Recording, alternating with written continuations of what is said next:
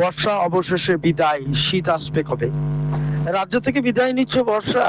আবহাওয়া অফিসের পূর্বাভাস, চলতি সপ্তাহে বিদায় নেবে বর্ষা। সব ঠিকঠাক থাকলে 14 বা 15ই অক্টোবর আনুষ্ঠানিকভাবে বাংলা থেকে বর্ষা সরছে। এদিকে ধীরে ধীরে নিম্নমুখী রাজ্যের তাপমাত্রা, সারাদিনে তা বিশেষ বোঝা না গেলেও ভোরের দিকে শীতের আগমনের ইঙ্গিত স্পষ্ট। রাজ্যের আবহাওয়া নিয়ে কি পূর্বাভাস দিল হাওয়া অফিস, জেনে নিন। আবহাওয়া দপ্তর সূত্রে খবর, আপাতত ভারী বৃষ্টির কোনো সম্ভাবনা নেই উত্তরবঙ্গে। তবে দার্জিলিং, কালিম্পং এর মতো পার্বত্য এলাকাগুলিতে হালকা বৃষ্টি হতে পারে। সকালের দিকে থাকতে পারে হালকা কুয়াশার সম্ভাবনা। তবে মালদা, 2 দিনাজপুর শুষ্ক আবহাওয়ায় থাকবে। অন্যদিকে দক্ষিণবঙ্গের চলতি সপ্তাহে বেশ আরামদায়ক আবহাওয়া থাকবে বলেই পূর্বাভাস হাওয়া অফিসের।